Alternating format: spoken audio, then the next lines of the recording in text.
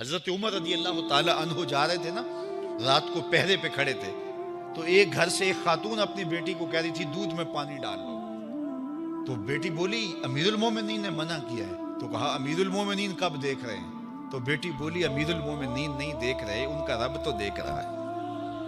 حضرت عمر دروازے پہ نشان لگایا تو آ گئے، دن کے اجالے میں پھر اس گھر کے دروازے پہ گئے اور صاحب خانہ سے کہا کہ اپنی بیٹی کا رشتہ میرے بیٹے کے لیے دے دو۔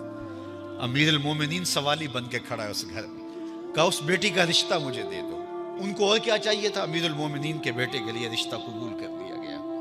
پھر اللہ تعالیٰ جل شانہ ان کو ایک بیٹی دی، اس بیٹی سے اللہ نے ایک بیٹا انہیں دیا، اس بیٹے کا نام حضرت عمر بن عبدالعزیز ہے۔ تو جب مائیں اللہ سے ڈرنے والی ہوں، تنہائی میں ڈرنے والی ہوں، تو پھر اولادیں ایسی ہوں۔ اپنی اولادوں کی تربیت کرو، جب بچے چھوٹے ہی ہوں تو ان کے تصور میں یہ بات اچھی طرح سے راسخ کر دو کہ اللہ دیکھ رہا ہے۔ پھر وہ کبھی رشوت نہیں لیں گے کہ اللہ دیکھ رہا ہے، اور وہ کبھی خیانت نہیں کریں گے کہ اللہ دیکھ رہا ہے، وہ کبھی ملک کے راز کو نہیں بیچیں گے کہ اللہ دیکھ رہا ہے، وہ جو ہے وہ بد نگاہی نہیں کریں گے کہ اللہ دیکھ رہا ہے۔ جہاں کوئی کیمرہ نہیں پہنچتا، جہاں سیکورٹی نہیں پہنچتی، جہاں کوئی ایجنسی نہیں پہنچتی، وہاں یہ عقیدہ پہنچتا ہے کہ میرا اللہ مجھے دیکھ رہا ہے۔ تو یقین کی یہ دولت زندگی کا نور ہے، زندگی کا جمال ہے، اور ماہ سیام میں اللہ تعالیٰ اس عقیدے کو روحوں میں اتار دیتا ہے اور باطن میں جذب کر دیتا ہے۔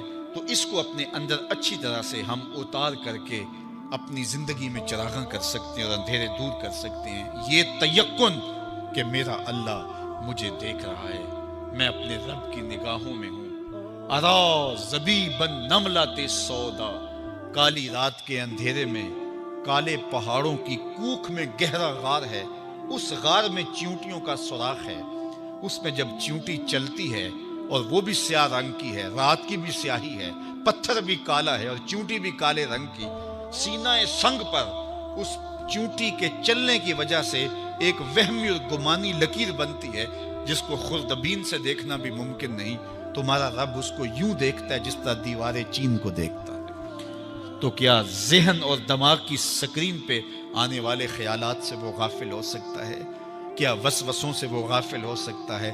تو آئیے اس یقین اور اس تیقن میں جینے کا گر سیکھیے۔ دیکھیے زندگی کتنی نور نلا نور ہو جائے گی کہ میرا اللہ مجھے دیکھ رہا ہے، میرا اللہ مجھے ملاحظہ کر رہا ہے، میں اس کی نظروں سے، اس کی نگاہوں سے پوشیدہ نہیں۔ تو یہ عقیدہ ماہ سیام میں ہمیں نصیب ہوتا ہے۔ اور اگر ہم نے ماہ سیام کے دامن سے یہ سب کچھ نہیں سیکھا اور پورا مہینہ بھوک کاٹی، پیاس کاٹی اور مہینہ گزار دیا، اور عید کے دن وہیں کھڑے تھے جو ہم 29 شعبان کو جہاں کھڑے تھے، تو پھر ہم نے رمضان کی برکت کیا پائی؟ میرے حضور نے ممبر کی تینوں سیڑھیوں پہ قدم رکھتے ہوئے آمین آمین پکارا تھا، تو صحابہ نے پوچھا حضور یہ عجیب ماجرا ہم نے دیکھا ہے، کوئی دعا مانگنے والا نہیں تھا اور آپ نے آمین کہا، پھر دوسری سیڑھی پہ رکھا قدم، پھر آمین کہا، پھر تیسری سیڑھی پہ قدم رکھا تو آمین کہا۔ فرمایا میں نے پہلی سیڑھی پہ قدم رکھا تو جبریل حاضر ہوئے اور انہوں نے کہا اس شخص کی ناک خاک آلود ہو جس نے ماہ سیام رمضان المبارک کو پایا اور اپنی بخشش نہ کروا سکا۔ تو میں نے اس پہ آمین کہ ماہ سیام ملے، رحمتوں کی برکھا برستی ہو، جنت کے 8 دروازے کھلے ہو، جہنم کے در بند کر دیے گئے ہوں، ایک نفل کا ثواب فرض کے برابر ہو، فرض کا ثواب 70 فرضوں کے برابر ہو، رحمتوں کی برکھا ہو اور بندہ اپنی بخشش بھی نہ کرا سکے، تو کہا اس شخص کی ناک خاک آلود ہو، تو حضور نے اس پہ آمین کہا۔ تو اتنے پیارے موسم کو جو ضائع کر دے، ایسی حسین رت کو جو ضائع کر دے، اس کے لیے وعید بھی کتنی سخت ہے۔ کہا دوسری سیڑھی پہ قدم رکھا تو جبریل آئے اور کہا اس شخص کی ناک خاک آلود ہو جو والدین کو بڑھاپے میں پائے اور خدمت کر کے جنتی نہ ہو سکے۔ ممبر کی تیسری سیڑھی پہ قدم رکھا تو جبریل آئے، انہوں نے کہا اس شخص کی ناک خاک آلود ہو جس کے سامنے آپ کا ذکر کیا جائے اور وہ آپ پہ درود نہ پڑے۔ اللہ اکبر۔ رسول رحمت کا نام آئے تو درود و سلام پیش کرو، ان کا ذکر آئے تو تمہاری روحیں بھی درود پڑھیں، تمہاری زبانیں بھی درود پڑھیں۔ اللہم صلی علی سیدنا و مولانا محمد معدن الجود والکرم۔ ان کا ذکر روحوں کی غذا ہے، ان کا ذکر دل کا قرار ہے، تو ان کے تذکرے کی خوشبو سے اپنے ماحول کو معطر رکھو۔ وہ جوان جو ہی پروان چڑھا ان فوان شباب آیا تو اس کی پیشانی سجدے کے تقدس سے مالا مال ہو گئی، اس کی آنکھوں میں حیا اور شرم کے پہرے آ گئے، اس کے خیالوں میں پاکیزگی آ گئی، اس کی زندگی کے شب و روز نیکی کے ماحول میں بسر ہونے لگے، اس کی راتیں ذکر الہی میں، تلاوت کلام مجید میں اور دن یاد الہی میں روزے سے گزرنے لگے۔ وہ جوان جس کی جوانی اللہ کی عبادت میں گزری، کیونکہ جوانی اگر عبادت میں گزر گئی تو بڑھاپا تو پر نور ہے ہی ہے۔ سب سے مشکل مرحلہ زندگی کا جوانی کا ہے۔ شیطان زیادہ ورغلاتا ہے کسی شخص کو جب وہ جوانی کے مرحلوں سے گزر رہا ہوتا ہے۔ تو جس کی جوانی خیریت کے ساتھ گزر گئی اور اس نے اپنی جوانی کے تقدس کو محفوظ رکھ کے منزل تک پہنچا لیا، اپنی عصمت کے جوہر کی حفاظت کی، اپنی آبرو کو لٹنے نہیں دیا، اپنی آنکھوں کی شرم و حیا پر پہرے بٹھائے اور آنکھ کو برباد نہیں ہونے دیا اور اپنی زندگی کے تقدس کا پہرا دیا، تو جو جوان اپنی جوانی کو خیریت کے ساتھ گزار گیا۔ کسی نے کہا تھا نا، کتاب زیست کا ایک اور باب ختم ہوا، شباب ختم ہوا، ایک عذاب ختم ہوا۔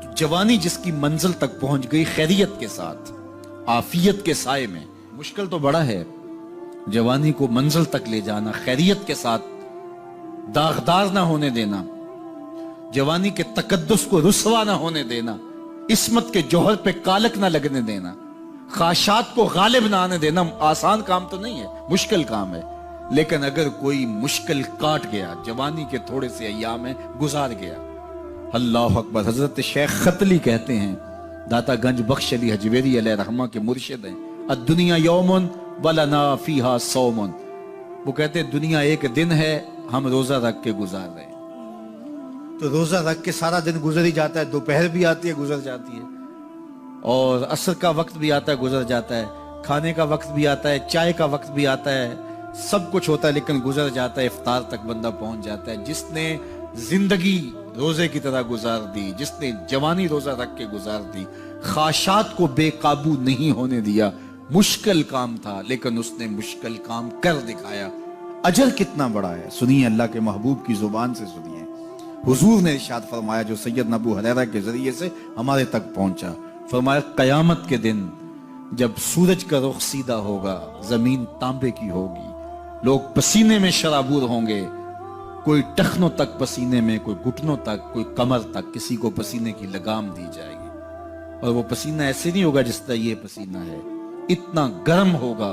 ابن رجب حنبلی کہتے ہیں اس پسینے کا ایک قطرہ اگر احد پہاڑ پہ ڈال دیا جائے تو وہ پگھل جائے، اتنا گرم ہوگا، بدبودار اتنا ہوگا، ایک قطرہ دنیا پہ ڈال دیا جائے، انسان کیا جانوروں کے دماغ بھی پھٹ جائے، اس پسینے میں لوگ شرابور ہوں گے۔ لیکن جس نے اپنی جوانی کو عافیت سے گزارا ہوگا، کل قیامت کے دن جب کوئی سایہ نہیں ہوگا، اللہ اس جوان پر اپنے عرش کا ٹھنڈا سایہ عطا فرمائے۔ وہ شخص جس کو کسی عورت نے دعوت گناہ دی اور وہ صاحب منصب تھی، صاحب جمال تھی، اور اس نے یہ کہہ کہ یہ خواہش، یہ آرزو مسترد کر دی، انی خوف اللہ۔ اسی طرح کوئی عورت ہے تو اس نے اپنے تقدس کی حفاظت کی، اپنی آبرو پہ پہرا دیا اور کسی پیشکش کو ٹھکرا دیا، تو فرمایا قیامت کے دن جب کوئی سایہ نہیں ہوگا، اللہ اسے بھی اپنے عرش کا ٹھنڈا سایہ دے گا۔ کیسا سخت دن ہوگا، اور وہ کس اعزاز میں ہوگا، کس تکریم میں ہوگا۔ یہ تو 4 دن 10-20 سال ہیں، اور وہ 50,000 سال کا ایک دن۔